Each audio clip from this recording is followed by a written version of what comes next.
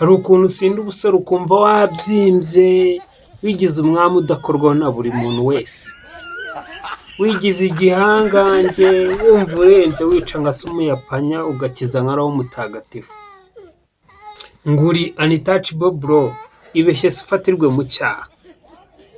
Ahinya ubundi itegeko riza rigutebeza muri ndabyemeye, ubundi ugacika amazi nka shikarete yashizemo isi.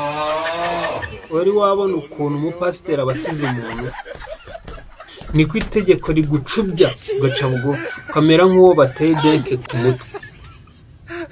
Nudakoresha ubwenge uzajya ukubitwa nk'umubu bari kwirukana.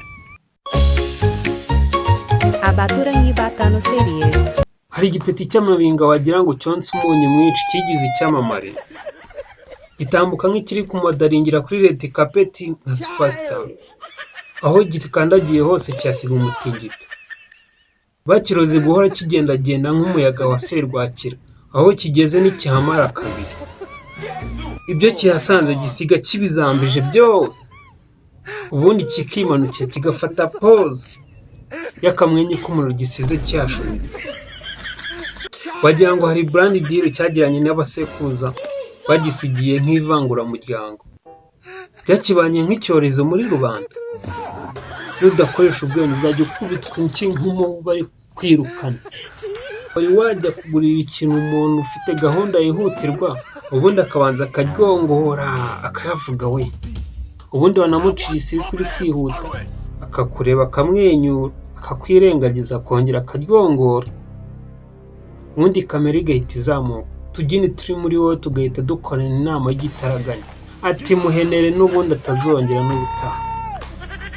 Umuvuna muhita ko azi ko ntaje kwikopesha ariko nindiriza iki mu by'ukuri, hakaba haje undi nk'iyagatera jugujugu we agahita bimuha, mwahuza amaso akakubaza hagiye nyibutse mwebwe mbafashe iki, ukamubwira ukamusubiriramo n'umutima mwiza, ukajya kubona nimba umwatse nk'umugati atangiye nko gupima ibirayi, ukibaza uti iki kiburaburyo kingezeho kibura control.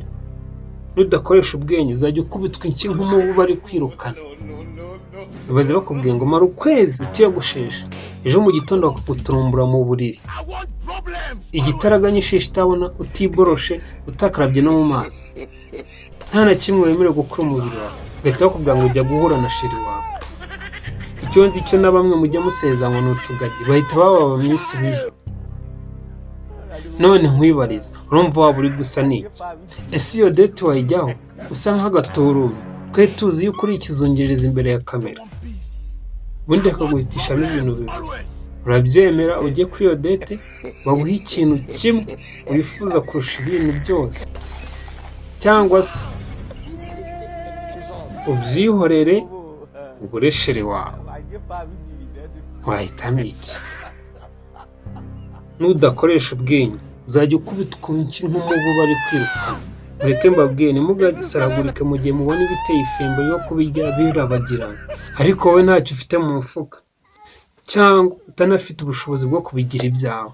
Iyo niyo test ya nyayo y'ubuzima, ntukifuze n'ibibi. Jya guheregeta ibyo bijumba n'imyumbati nibyo byawe ngo ukwiriye. Nawe uzarya inkoko uyikoza ku ifi nubikorera ukabigeraho nk'abandi. Ntugire ikibazo dore uracyari uruswende. Abatini mujye mumenya imyanya yanyu aho mwicara inyuma iriya, murutumva ingoma.